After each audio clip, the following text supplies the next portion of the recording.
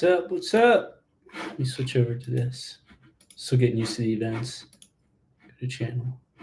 Wait, I'm in the channel. Bear with me. I'm still learning Discord. There we go. Hey, Xander.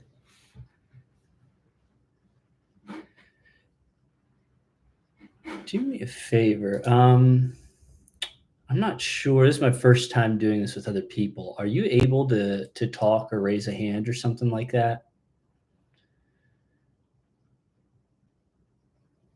If not, let me see. Roles. Move to lounge, community hangout, streaming room. Invite to server. I'm trying to see if there's like a chat or something. Oh, show chat.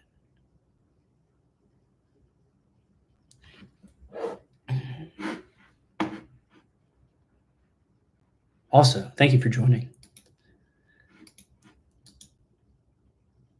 It says mute, so I assume maybe you're not muted, but I don't know. Let me consult the Google machine real quick. Sorry, we're flying as we're building this thing. How to unmute people on Discord event.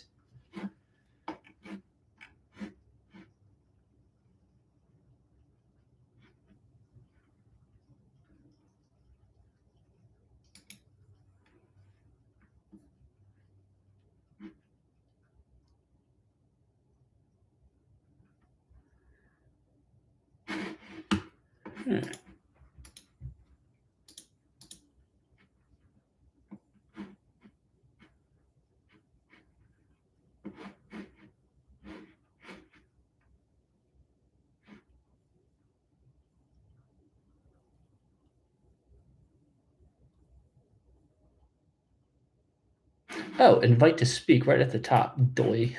There it is. I found it. Hello, this is Xander. I cannot hear what you're saying, and I was going to ping you. Oh no! But I was only hearing lips this entire. I was only seeing lips this entire time, and I feel really bad because like you're doing this cool Q&A, and I was like just working on just my little anthology project, and like oh my gosh, I saw this thing. I was like, you're providing me free resources for like business questions, so like.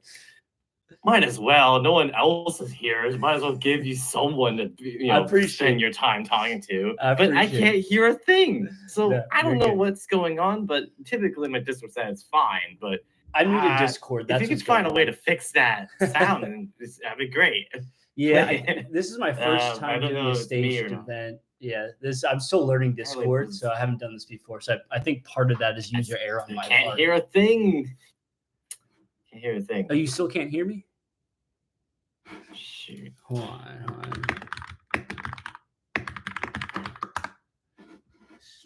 No, I can't hear you. Let me see. I literally can't hear you. Options. Mute. I can hear the Discord app. There's this music that you can unmute and shit. Check. Do it. Place activity. Input mode. Push. Okay. Huh. Crisp standard non-advanced voice activity. That's so Still weird. Can't hear a thing. Huh. So weird. Sorry, I'm not trying to mess with you. This is being very honest.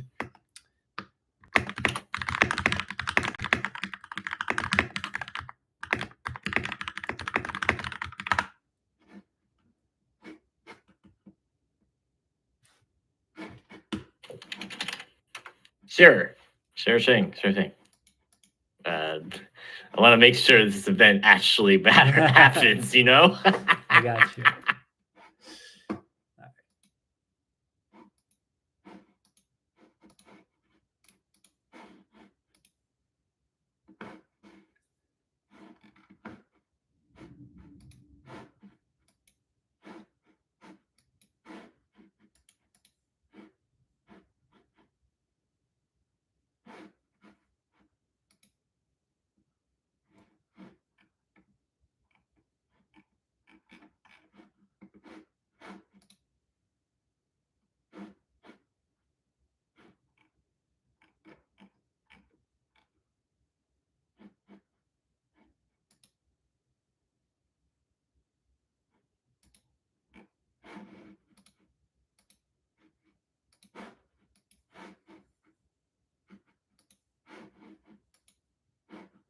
All right. You know, I'm the one who made the damn channel.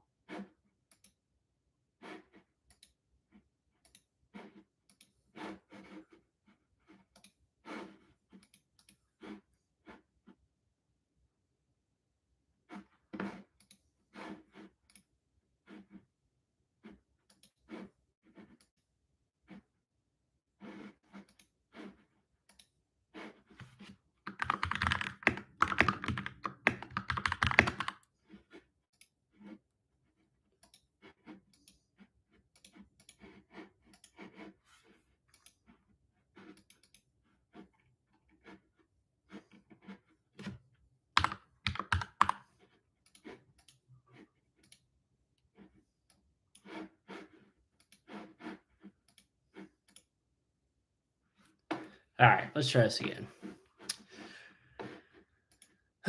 Mute input device, MacBook Pro. Oh, can you hear me now? Like, let me invite you to speak. Is this working now? I'm so sorry, man. You're still lips, bro. Damn. You're still lips, bro. I can't see. I can't hear it. Default microphone. I don't know if it's. I'm gonna try if it's me, but I do not have issues with events and Discord typically. So I don't know what's going on here. It looks like it's picking up my microphone because of the. Come on. It looks like. Why is it that? Oh, yeah, I'm definitely will offer to help troubleshoot with this for you. But I'm not sure what's going on. Let me just see. Me. Better hope it's me. Because I don't want to have other people be like problematic. I'm sure as soon as we fix this, I'm gonna have business as usual. Yeah. Music. Voice the video. Worst case, try voice. Hello. That's working. If I do that. Hello. That's working. Maybe. Sound. Input. That's what. Let me try. Okay, do that. So that's okay. Nope, still nothing. Okay. Let's try a voice chat.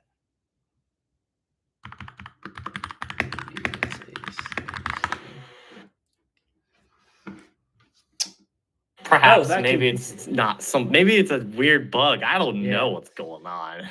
What's that vacuum sound? I did one Q&A session one time for like an IO game, and like that was like, it was working fine, but I don't know why it's not working for you. I feel really bad, man. All good. Hold on 1 second.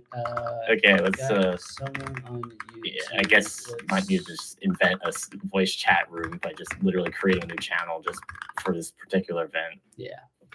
All right. In stage for everyone in stage. Give me 1 second, buddy. I got you. All right, voice channels. I'm still learning how to do this. All right, business MA, create channel. All right, we got that. Turn on camera. All right, how's this working? Now I can hear you. Okay, that's weird. That must be a stage thing. Okay, cool. We're good. Sweet. Amazing. All right, I'm gonna pretend I'm in an event. All right, let me drop something in the event, in the, what's it called? Everyone, so that way they know where we're at. Stage events was acting weird. So we are in the voice channel. What do I call this? Business AMA. Cool. Awesome. All right, cool. So let's get started. Sweet. Thank you, Mafu. So yeah, we got some folks on YouTube. We got some folks on Discord. So basically, this is just an hour. If you guys have any business-related questions, you can ask me. Real quick background on me.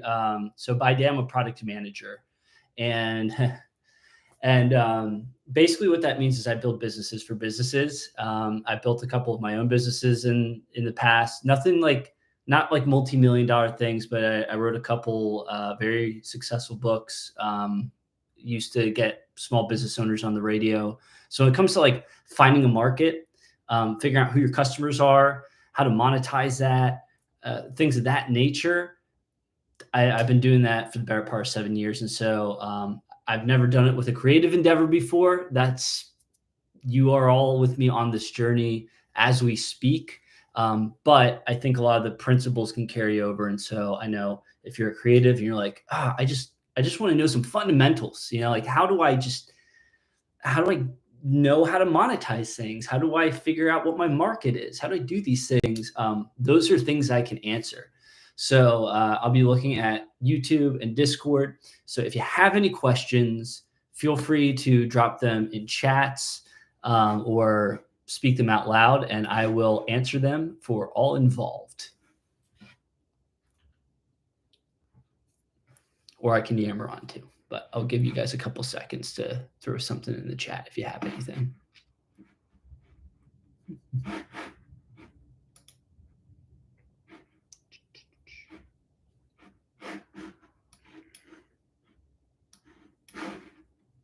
Let's see.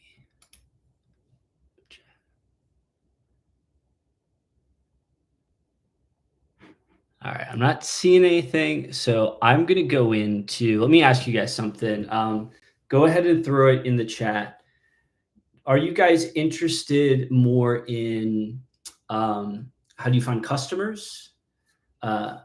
So say customers, figuring out pricing, so how to charge for your work, business setup. I can only speak to this based out of the US. But how to file things like LLCs, things like that. So I'll give you those three. So finding a market, monetizing, business setup.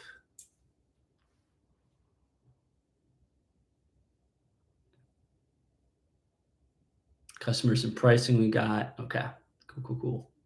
So we got other people. Some folks typing.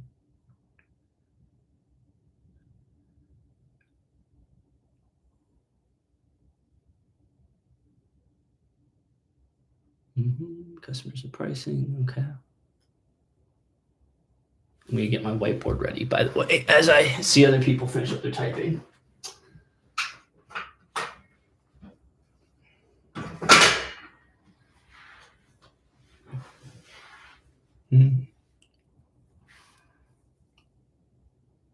Give you guys say 10 more seconds and we'll dive into it. Looks like customers pricing so far, but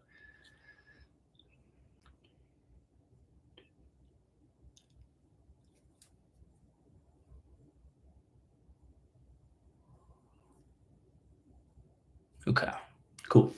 I'll keep an eye on chat, but let's start with customers and pricing. So the way that I think about this, right, is when it comes to monetizing or building a business and finding out who your customers are,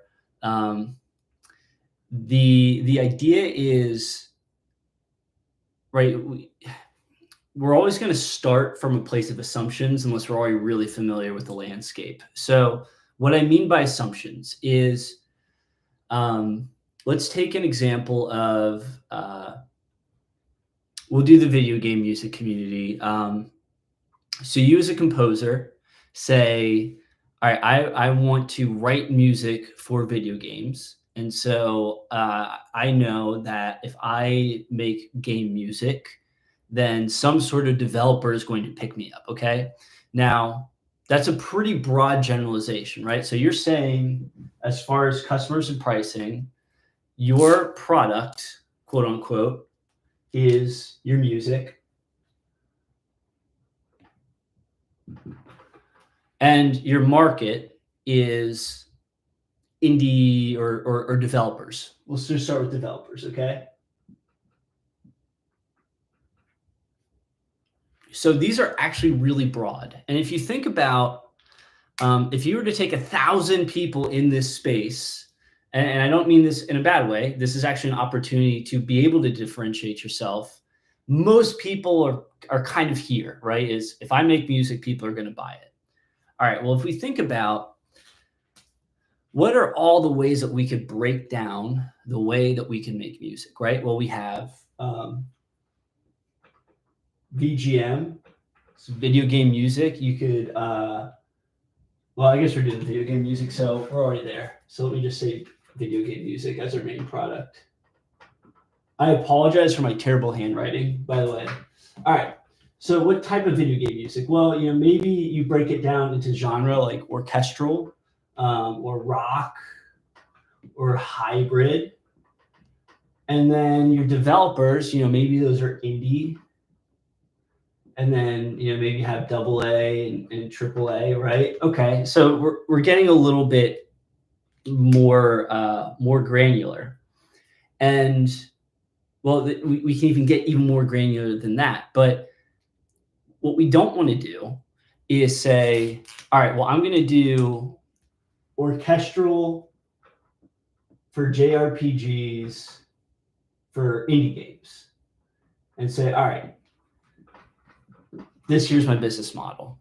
You could, but you don't know if there's a market for that or not. Now we can make tests around that. So instead, what I like to think about is how can we test each of these stages as we go along? Well, the first thing we have to think about is, well, one of the two things is how do we determine really if this is even the market or not? Our developers, the people that we're marketing to, is it indie, AAA, AA? And so we then can start with, okay,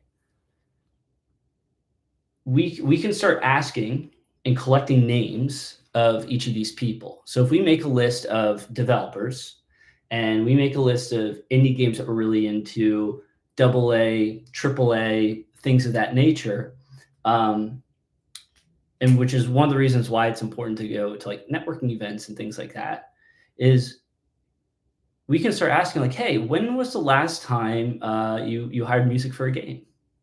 Do you know about how much you guys normally charge for that? Do you these are some of the questions that you can start asking. And so what I like to think about is, by the way, feel free to type something, be like, dude, you're going way too fast. But what I like to think about is I kind of map out the journey, right? I assume that a developer makes a game. They build, let me do this so I have a little more space. They make a game, they build some sort of styling sheet for that game. And then they hire a video game musician, a composer, right? Well, each of these is an assumption. So maybe the first thing I could do when I talk to developers, hey, what is the process of you going from an idea to deciding what sort of music you're making for a game? And there's so many indie developers out there. And, if you connect with folks on LinkedIn and things like that, there's a bunch of, AAA developers. If you go to conferences or go to online versions of conferences, which are really cost-effective alternatives to that, you'll get names of all these different people, and you can start reaching out to them and talking to them and building these relationships. And then you say hey, I actually have some questions about what your process is like finding music for a game, which is a much better question to ask than, hey, can I pick your brain? Because the amount of people that hear, can I pick your brain, is insane. If you can come with very specific questions, that's usually really nice. So let's say, okay, you've connected with somebody, and maybe it's an indie publisher. All right, so now we know we're dealing with indie, because this may not apply to AA or AAA. So I'm actually going to mark these in red. So everything in green was an assumption. All right, red is now things that we are now knowing. And you talk to this person. You say, hey, indie dev, what is the process of you going from a game to making music for it? And they say, ooh, well, sometimes what we do, and I don't know, by the way, I'm still figuring this out too, but maybe that person will say something along the lines well, we normally have maybe a bunch of our narrative writers kind of pitch some ideas. Okay, cool. We've got, what is a styling sheet? Oh, very good question. So I don't know if it's an actual thing. I'm just throwing it out there. But for me, it's like a mood board. So I used to do concept art when I was in school. So sometimes when people say, like, "Hey, we want this environment," and they describe it to us, the first thing that I would do is pull like, oh, so that kind of sounds like maybe they want something from like East Asia, but with darker blues. And I'd kind of pull all these things together, and it would give me a mood board, or I called it a style sheet for some reason, but gave me like an artistic direction. That's what I mean by it. It's not, I don't think it's an industry standard term. I'm just kind of talking hypothetically right now. So don't take that for word, Mafu. But anyway, good question though. But let's say hypothetically in this scenario, they say, well, first we get all of our narrative designers to come in and they pitch a bunch of ideas. So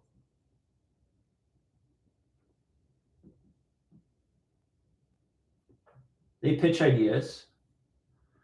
From those ideas, we triage the best ones. I'm trying to see if there is. I'm hearing bloop bloops going on, but I'm not sure if it's this channel or something else. Show chat. I don't see anything in Discord, so I'm guessing it's probably something else. Oh, that's okay. Never mind. Something else. Okay. So then they triage the best one. So they decide to pick the best one. I shouldn't say triage. They pick the best one, and then they network in their circle.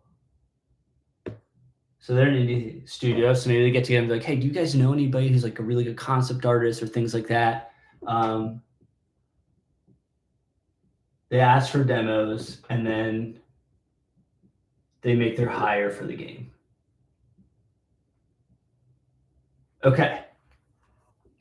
Well, all of a sudden, what we thought and what we were going to build our business model off of is very different than what actually happens. So then you can start asking more questions around that. It's like, oh, interesting. It seems like this networking in their circle is really, really important. Okay. Well, who's the last person that you hired, just out of curiosity? And like, what was their specialty? And like, oh, well, we hired, one person that was really good for orchestra for this last game. We hired another person who's really good for EDM for this other game. And like, oh, okay, cool. So it seems to me then, instead of, maybe I was going to just be an orchestral JRPG writer, that could be useful. But maybe instead of just trying to pitch out to individual developers, I should start figuring out, well, who are the narrative designers within those indie studios, and start getting to know a bunch of them and have conversations and see what like kind of things that they're into. And if I find somebody who is really big into JRPGs and maybe they're mentioning like they're putting together the story, I should really start building a relationship with that guy.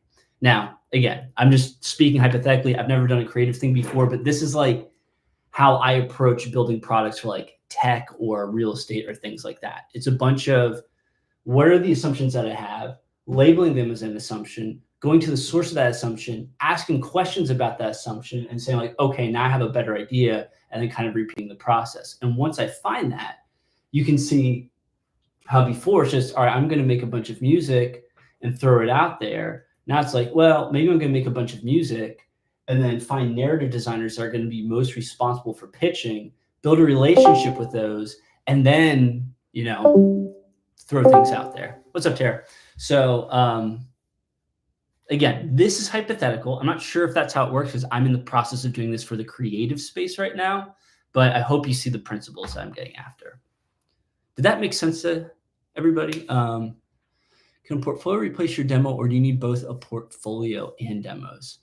So Mafu, this isn't something I can answer personally, but one of the things I have heard is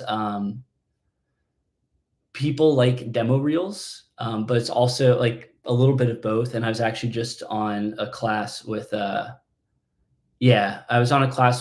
composer here named Jason Graves who kind of touched on this. So I'm going to try to reiterate what he said. You you just want to compile your best pieces, essentially. And I've also heard from other folks, if you have a demo reel, like keep it under 2 minutes, especially if you're a beginner, like closer to a minute 30 is pretty good. But yeah, so for now, I would just compile a demo reel. And then if you have all those songs individually, you can create a website. Like I have a really junky page that I can actually pull up right now. It hasn't got me any work yet, but I can just show you what I've done. If that would help, if I can figure out how to share my screen. Make it devices, just show. I don't want to do that. I just want to, make a selection. Here you go. So I'm not sure if you can see this as I'm figuring out all this. Oh, that's all good, Xander. Take your time. Also, Tara, this is just kind of like an open AMA. So ask whatever you feel like asking. I'm not even sure if oh, there it is. Okay, cool. So this is literally my junky little page. Now I'm going to actually buy a URL once I start, reaching out to people. But like I have my demo reel, and then I actually have my music, like individual songs here. And these are only my best ones. I have plenty of songs. I actually got to update this because I've written better ones. But these are just all songs that I wrote. And I'm getting to the point now where I'm having like enough orchestral and enough EDM to kind of split into maybe their own reels. That's something that I've asked a couple other developers, is like they may have one major reel that's like, here's their best work. But if there's, a game that's like, oh, thank you. Appreciate it. But if there's like they're like, oh, this game, these people really like some orchestral stuff, they'll be like, oh, well, here's my orchestral reel. But then they can go to someone else and like, oh, we really like that power rock of Dynasty Wars. Well, here's my power rock reel. So the answer to your question, Mafu, is as best as I can describe it, is have a little bit of everything, if you can. But if you just have one thing, just compile your best work and put that out there.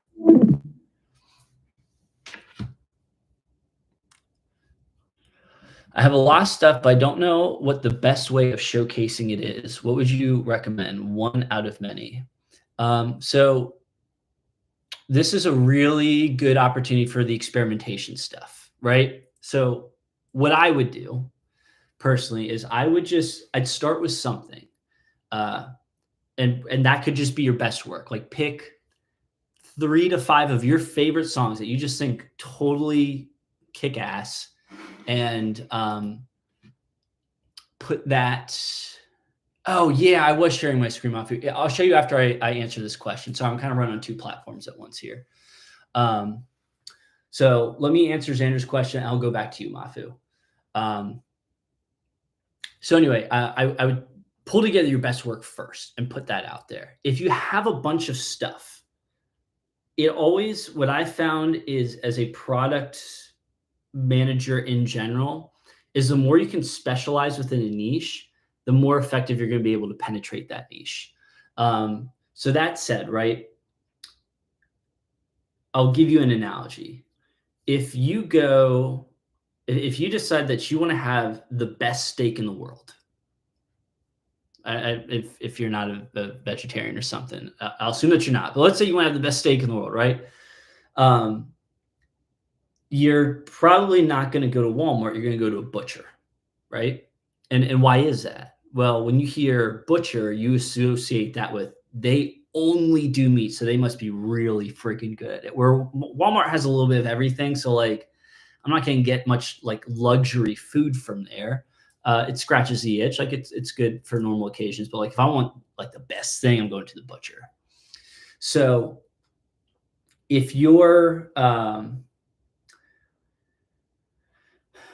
so like when I was like building an application, like an AI application for one of my old projects I was working on, when we were looking for a developer to work on it, we had so many applications that came in that were just like, oh yeah, like I'm a full stack developer. I can do a little bit of everything, which is great normally. But we needed an AI specialist. And so we saw resumes coming in that said like, hey, I do AI. That's like, ooh, immediately top of the stack, because we want the best person at this. So that's what I do. I'd start with your Walmart reel, right? Your generalization of everything, but still make it the best. But if you have enough material to maybe make that like orchestral or maybe make that rock reel or whatever that is, have those in your pocket. So that way, if you start reaching out to people and they say, "Ooh, actually, we have a project for you," it's going to kind of have the spin on it. You can throw out that specialized reel, but then your general reel's there for like, oh, like you meet somebody at a convention or whatever that is, and you can just like, well, here's a little bit of everything that I do that's the best that I can. So answer is both. All right, so Mafu, let me show you, see if I can share my screen here. Yes, I can. I did it. My entire screen. All right, so here is my portfolio, Mafu. So I have my demo reel here, which needs to be updated. But it's all right, I broke my own rule. I'm going to cut this down. But it has like some of my best music that I had at the time.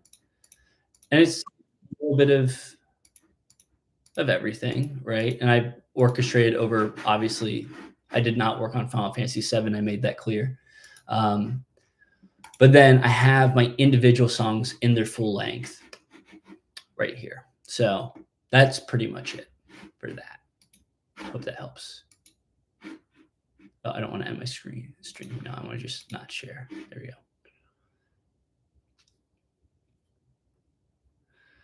With a lot of applications, would you recommend being as detailed as possible or to advertise yourself? If you're applying for a job, what I would do is I would be as specific as possible. And again, I can only speak from the tech space, but I assume, let me go back to the butcher analogy. So let's say you want to get a full course meal, right? No, I did not work on Final Fantasy. That was I wish I did. In that reel, it shows like, hey, this was me writing over this as an exercise. I did not work for Final Fantasy. But I wrote that song as if I was working for Final Fantasy to show like, oh, like this is also a style I can do. Anyway, so going back to the butcher analogy, if you are, you want to make the best dinner ever, right? Because normally when people are hiring, they want the best people.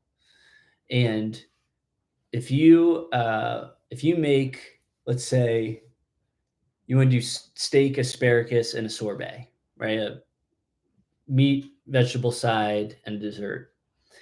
You'll probably go to the butcher, right? Because Walmart's going to have all those things. But you want the best thing. So you're going to go out of your way. I'm going to go to the butcher. I'm going to go to a farmer's market, and I'm going to go to like my local bakery or whatever.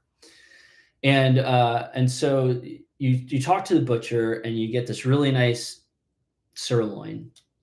But the butcher says, hey, actually, we're running this sale to where if you buy a sirloin, we actually include these locally sourced vegetables and a sorbet included with it. Well, you're still like, whoa, that's awesome. You still don't picture the butcher as a generalist. Instead, what ended up happening is the butcher led with their specialty because that was what was advertised. And then they say, oh, by the way, I'm also really good at this. But they don't lead with, I can do all this stuff, right? That's a different conversation. One makes you seem like a generalist. The other one is you're a specialist and you're also really freaking good at everything else. That's a different conversation, but it's two of the same people, right? But the messaging and the marketing and how you penetrate that is vastly different. So yes, go specific. And when you go specific, you have to read like their job descriptions and you have to start figuring out the zeitgeist of what's in the market. And I have some great resources for that if you're doing like job applications, and I'll post them in the chat, but that's how I would handle that. Did that track? Oh, Zarin says, oh, yeah. Yes. Yeah. So it's counterintuitive, right? And here's just a really good principle for business in general is get really good at one thing. Be the best, pardon my French, be the best fucking person at one thing. and then branch out. Yeah, because and by the way, it's good to be able to do a little bit of everything. Like I've been playing guitar for 20 years. I can compose, I can mix, I can master, I can do all these things. What I'm experimenting with now, but what I'm approaching the market with is, I'll get to your question soon, Tara. That's I'm excited for that. Yeah, but the way that I would approach the market is do one thing really well, because there's two benefits to that. One, you position yourself as a specialist. Like if I were to hire a person who's like, oh yeah, I can write any kind of music, and I'm getting ready to create like the next, Final Fantasy, right? Or like maybe like a pixelated JRPG. Let me ask you, you're a developer, you're creating a pixelated JRPG, and two composers come to you, and one says, I can write in any genre that you want, and the other composer says, I am really good at melodic chiptune. Who are you going to hire? You're going to hire the guy's good at, or girl who's good at melodic chiptune, because like that just matches the vibe, right? So now if the guy, oh, good night and everything. You bet, Mafu. It was great seeing you, buddy. Have a good night, and keep singing and keep rocking. Mafu is one of my friends from across the world, and has an awesome journey at guitar. I think it's called Road to Polyphia. So you should, check him out. He's super, super swell guy. But anyway, going back to, should you be a generalist? You should be able to do generalist things, but you should position yourself as a specialist. All right, so Tara, so I just formed an LLC. Yay, congratulations, awesome move. And I've been curious on the best way to kind of advertise it or let people know about it. I do have a personal website and a newsletter. Would be good to take those newsletters and try to get them to sign up for a newsletter for the LLC as well. I don't want to alienate them, but it's possible maybe one or two could be in development that might need some audio and music services. Let me see.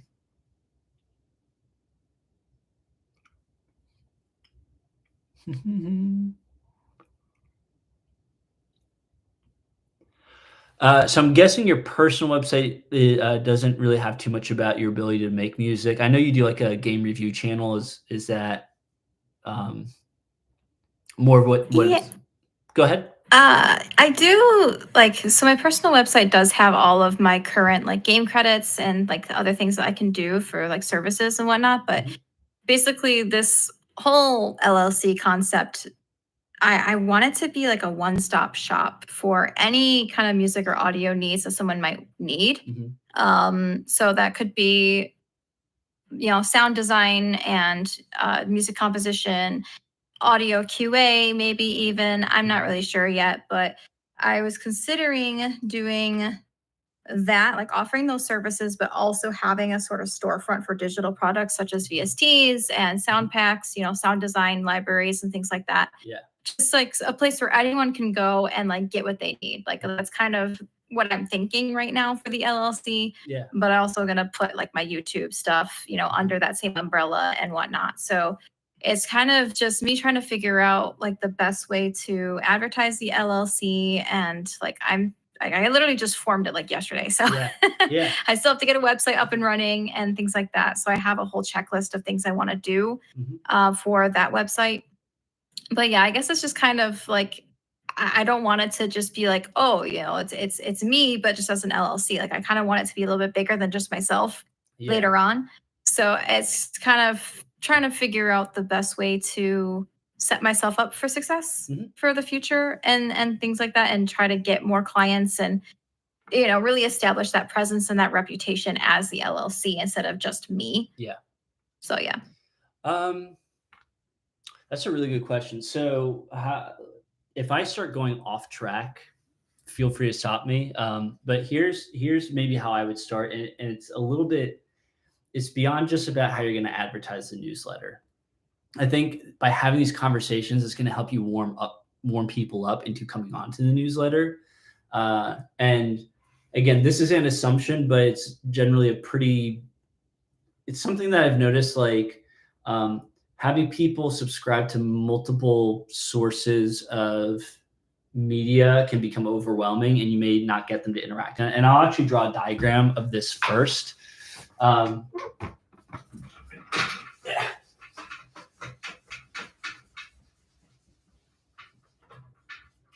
And I'm going to do it as a hypothetical application, but the principle remains the same because we're really trying to focus on the experience that people are having rather than the individual media. So if I have, let's just say this is, and again, this is an analogy, but I'll explain where I'm going with this.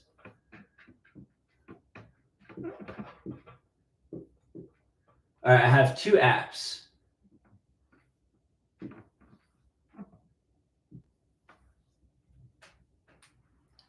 App A has 2 buttons. App B has 1 button. And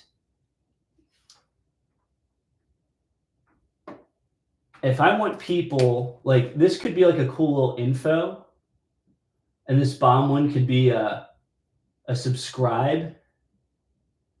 So let's say like an about me and a subscribe. And then this one just has subscribe. And your goal in this app is to get people to subscribe. Which one's going to get you more subscriptions? B, because it's front and center. It's Right. the only choice that they have, right? Yeah. So when you talk about your newsletter, you mentioned like, okay, like I have, QA and I have composition, I have things like that. Again, this goes back to like, and I'll show you how I would go about doing this, but it goes back into like be able to be a generalist because you can do all those things and you can do them well, but figure out how to breach a market. That's the first objective, is to breach the market. So now the question is like, all right, well, I can do QA and I can do composition. Well, how do I breach the market? Like, how do I pick which one to do, right? Right. And so I have this electric desk and my chair turns and it touches the button. So if I go, that's why. So here's how I would go about it. And in general, there's a couple, if I were to boil down picking the best market to go after, one is size of market. One is the pain of that market. And one is what I call WTB, which is willingness to buy. Sorry for the ring light, but this is WTB. So I would say, okay, and I can do like QA, and I can do composition, and I can do VSTs, and I can do sound design. And I would just go ahead. I'd sit down with each of these people, right?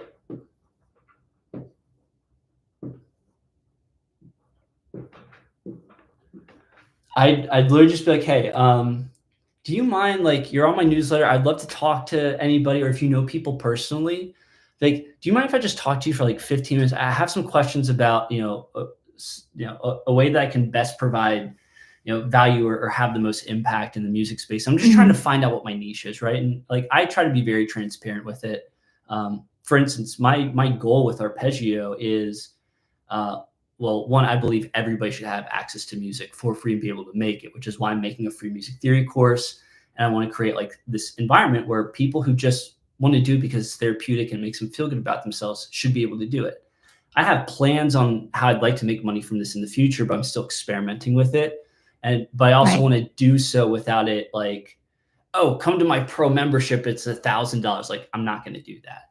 But, I have to figure out like, oh, like, where are people at with all these things? And so a dual purpose of Arpeggio for me is it gives me this great opportunity to have a bunch of people who I want to work with and be like, hey, like, what's an itch that you can't scratch? And maybe I can help with that, And so this is kind of the same spirit. So I would sit down with these people and ask them, there's this great book. I'll drop in the chat. It's called The Mom Test. These are 2 really great books, Mom Test and Monetizing Innovation. I highly, highly recommend reading these 2 books.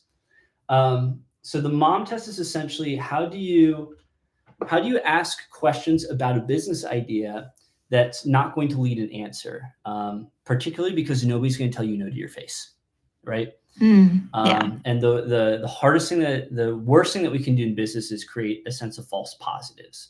So The idea behind the mom test is giving you an arsenal of questions to ask people that even if you were to approach your mom with a business idea, she would give you an honest answer and just saying, "Oh, honey, that's such a good idea."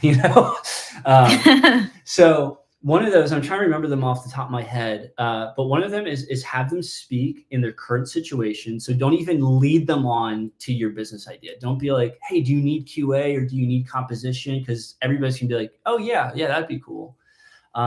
Instead, what I would ask them is, approach who you think your market is and say, "Hey, when it comes to audio, what's the biggest like pain in the butt that you run into?" And they may say things like, like audio QA, we just can't find anybody to do it. It's like, interesting. When was the last time you hired somebody for audio QA? Well, we haven't in like a year. Now, there's two ways that could go down. One is it might not be that important to them, even though they say that it is. But they could be like, well, why haven't you hired them? It's like, well, if they answer something along the lines of, we just can't find anybody, then you can answer, well, what have you been doing about it? And they're like, we haven't. Our games are buggy as shit, and we're getting a ton of returns. Boom. Now you that's a thing that you can answer. If they're just like, well, we just get Steve to figure it out for us, and like it scratches the itch, it might not be that strong of a pool. But you figure out what those questions are for each of those, and you talk to a bunch of people. So that kind of, if you see a bunch of people saying the same thing, boom, you've got size. And if they're like, we have no idea how to figure this out, boom, you've got pain. And they don't have workarounds. But then the last thing is willingness to buy. And so this is where monetizing innovation comes in, because the idea of this is building a product around a price. And I'll show you exactly how I'm doing this right now. Here's a perfect example. For the audio only game jam, it's a free event. But one of the things I'm thinking about is like, is there some sort of paid add-on that could be really cool for people? And one of the ideas I had is, well, what if I got like an industry professional composer to come in and like review people's work for, I don't know how much that would be.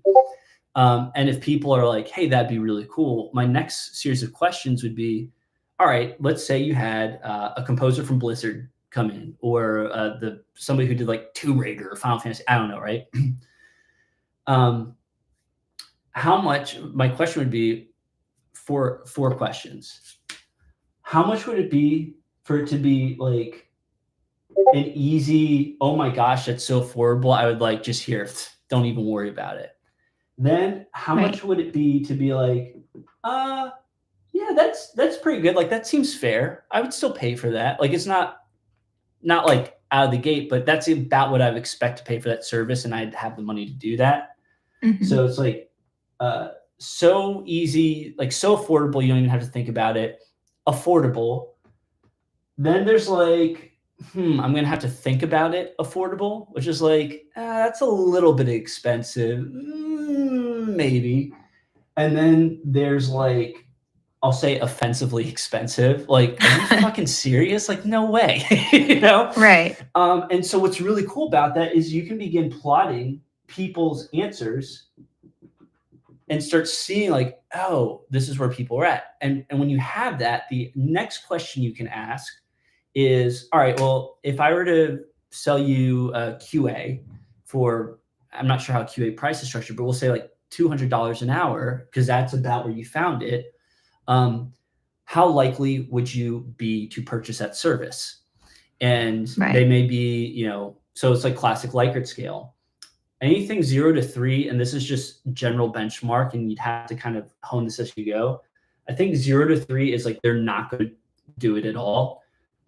I think 4 is a 15% chance that they would convert, and a 5 is like a 50% chance. But that gives you to now, before you've even built the product, you can determine at this price, I would need to figure out and connect with this many people. And let's say you want to make $100,000 a year to make $100,000. You'd be able to actually reverse engineer that and determine whether or not that's the only business path you want to go on, or if you need to expand to other ventures, or if it's even worth it, right? But then what you can do from there is like, all right, well, 240, only 30% people answered 5, and I drop it down to 220, and now 70% people answered 5. Now that's like, yeah, it's cheaper, but I'm starting to tap into more of a sizable market, right?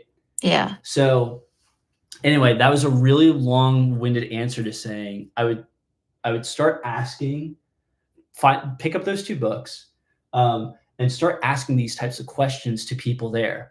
And how this goes back to your newsletter then is, you say, okay, great, this is really awesome. I'm gonna specialize in one of these newsletters. Can I put your name down and I'll send you like the first subscription when I get that spun up? And most people, or at least a higher percentage of people, are going to be like, yeah, dude, of course, because they've actually talked to you about it, Right. and they're more privy to it.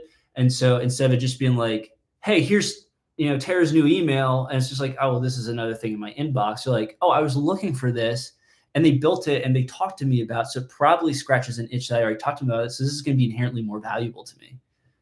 So Yeah. there It's you just go. more interesting Yeah. in general because they've already talked about it. Yeah, that makes sense. Yeah. I guess another quick question, Yeah, if I totally. can. So I guess the thing that kind of sparked all of this LLC forming, whatever, is I'm in Vegas, Las Vegas right now, Okay, cool. and I was living in Orange County, California, and there's a lot more like game companies there. Mhm. There's like maybe 2 actual video game companies in Vegas that I can Okay. name of, like Konami and 2K Vegas. Okay. That's it. That's Yeah. literally it. There's Yeah. like nothing here Yeah. for video games. Like we do have the IGDA, we do have a chapter here, and they do meetups every month, but everyone just seems to be like students or like they're just kind of doing it as a hobby, and I'm like, why are there no game companies here?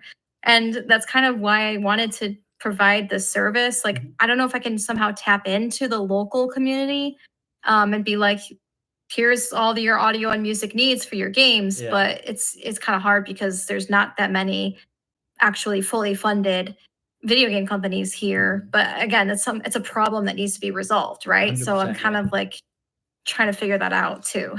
Yeah. So I'm guessing your question is, like, how do Like, you? is it worth doing? Is it Is it worth worth doing? trying to tap into the local market? Like, if there's really no game companies here, or should I kind of just focus more on outreach, like across the globe and across the U.S. and I I'm would not sure. say to that. So it's funny because I'm in a similar situation. So I'm based out of Richmond, Virginia, which has like it's, first of all, it's East Coast. Yeah. Second of all, it's like not even a big East Coast city. Although I love Richmond, it's like nobody has heard about it yet. So it's, but what I would, so 2 things. Yeah, Beast Coast. Anyway, so sorry. So what I would do for that, and I'm in a similar situation, so I have a 2-pronged answer to that.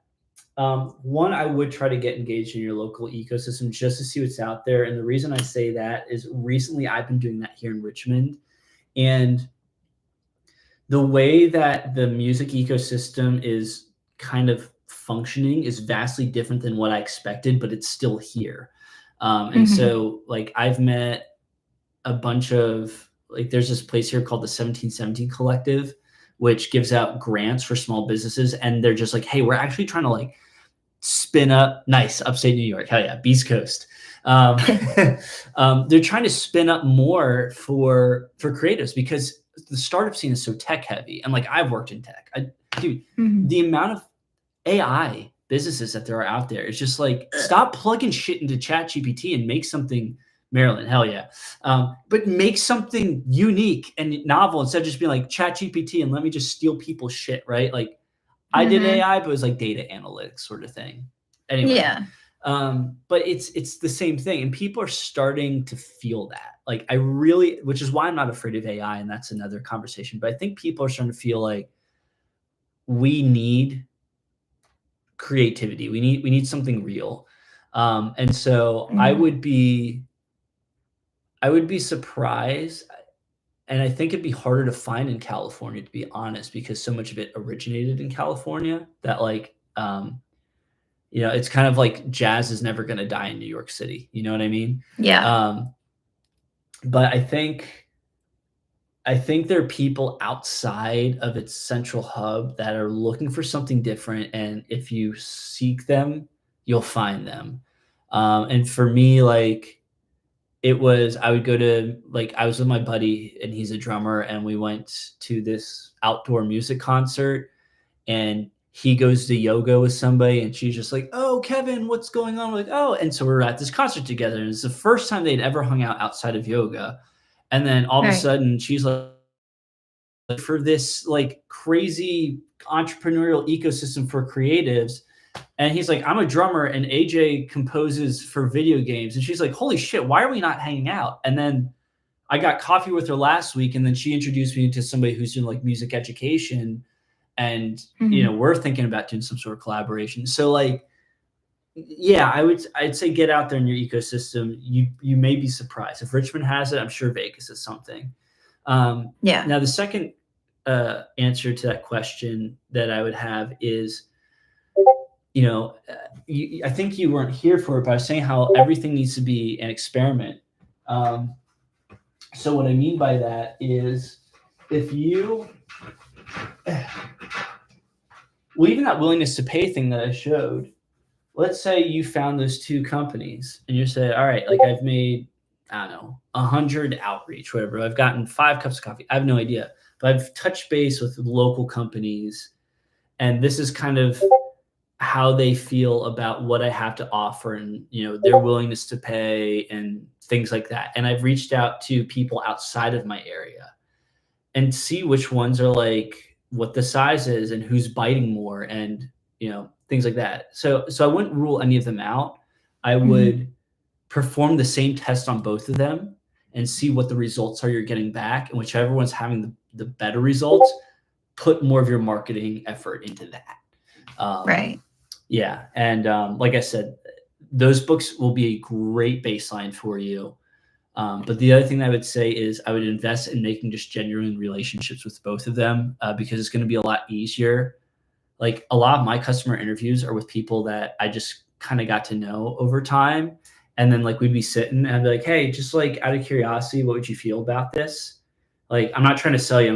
I just have this idea, like there's this thing that I'm working on, or a friend's working on it. I'll do the old friend trick, because then they won't think that they're hurting my ego, and they'll give you a more honest answer. Right. But like a lot of my customer interviews aren't like, okay, so tell me. No, it's just like, yeah. So like, what's your thoughts on this? And when you have like more of this sort of conversation, people are going to be more honest with you. And yeah, so anyway, in short, invest in relationships across both. When you do that, poke those questions, the same types of questions, right?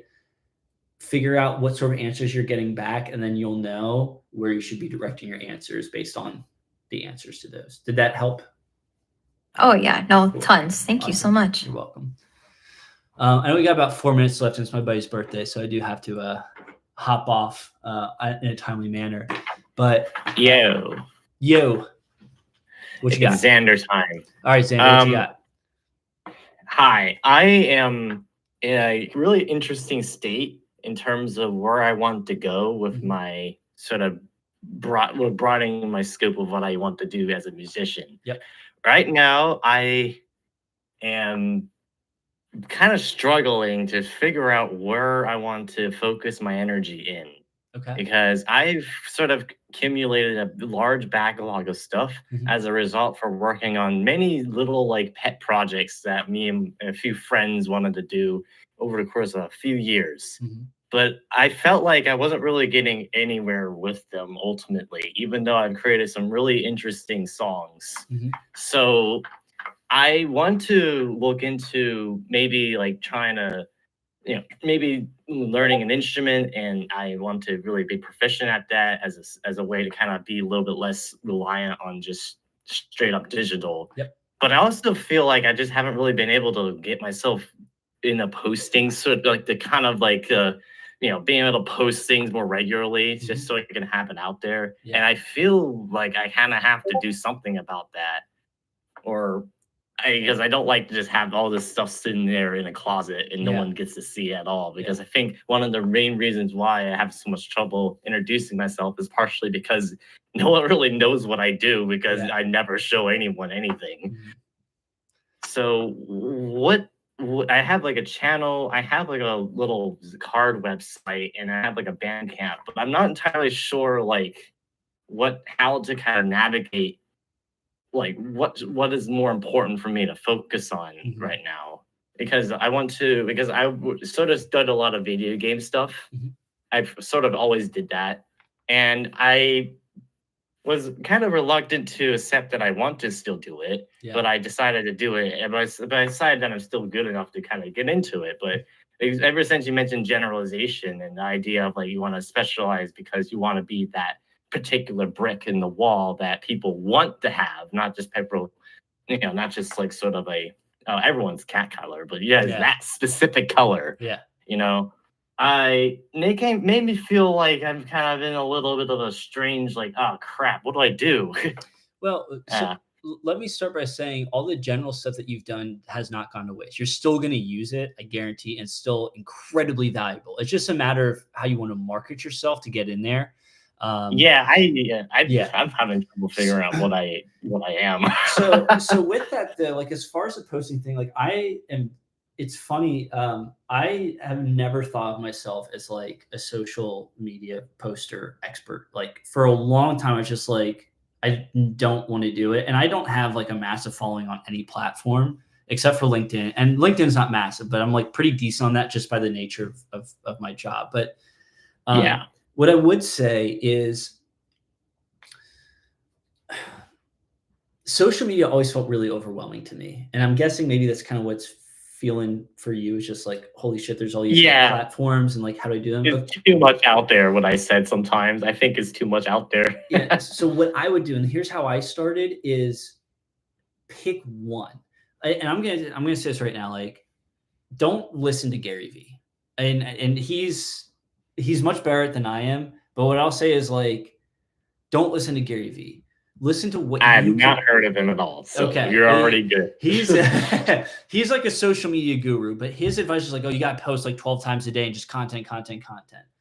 What's helped for me as somebody who's naturally not affluent in building content is let me start with something that is sustainable for me. And it literally was I got kind of decent at TikTok. And then from TikTok, I realized like, oh, here's the workflow that TikTok allows me to then repurpose that for Instagram and YouTube. So now I can post that stuff. Like I make one video and I post to Instagram, TikTok, and YouTube. And then I post on the stories for TikTok and Instagram because they're right there. So I create 5 posts. I used to post every day, and I do like 2 or 3 times a week because it's just more sustainable for me. But it takes Probably me like, gonna be like me. yeah, it takes me maybe a total of 15 minutes a week to do all that. And so literally here, if you guys, I'll do it right now. Check this out. I open up TikTok, I hit plus. I used to be like, here, look, when I was unemployed, I was getting really into it. So down here was like chill desk for the love of all that's good. I love you, but I need a whiteboard. Great investment. But here I saw like, all right, here's how many views I'm getting on each one, how many things of engagement, and then I like redid all my formatting. So if I hit this point and this amount of seconds, and I saw things like skyrocket. I don't do that anymore because like I just don't have the time anymore. But that goes into like the testing. Everything can be turned to a test. But guess what? This is literally what it is now. I have it on 60 seconds. I turn around. I'm going to record this right now. Hey, everybody, I'm doing my first business AMA on Discord. And to be honest, gotta think, so I pause it so I don't have to cut it later. I kind of suck at it. But it's been really cool because I have like 3 awesome people on there and we're talking about how to do business and social media. So like, it's been really sweet. Check. Hey, everybody, next, add description, first business AMA, hashtag Now I found on TikTok it works good to have like all the hashtags kind of be in a similar vein instead of like, oh, business, music, blah, blah, blah. This one's going to be business. I'm going to do business, AMA, and a business Discord. And I'll look at like how many people are actually following it. Business tips. That sounds good. So I have one that's like really high volume, one that's middle, one that's low. I copy this text on the cover. I might like type something in the cover. So like business AMA, first business AMA, if I can spell. I make it purple. Why? Because purple is my favorite color. I screenshot it. Boom. I crop it. Purple rocks. Purple does rock. I love purple. So I crop it. Check this out. So this will be useful for later. All right. Save. Then I post. So that's posting. All right. Cool. It's uploaded. So then I go here. I add to my story. And to be honest, I kind of suck at it when it's loading. But it's been really cool because I have like 3 awesome people on there, and we're talking about how to do business. Hey, everybody. Add to story. So I might add another hashtag. Cool. TikTok's done. Then I go over to Instagram. Boom. Unlock. I have these things on here so I can't like just be lost on my phone forever. So give it 5 seconds or 7, however long I set it to. Wow. It always it's like a brick hitting my face sometimes, realizing how simple it really can be. Yeah. So here we go. Then I'm in Instagram. I hit plus. There's my video because TikTok says it now. Bam. Edit cover. Remember that screenshot that I made? Boop. Take it. Just filter it to my profile grid. Done. I have that thing saved for my text. Bam. Share.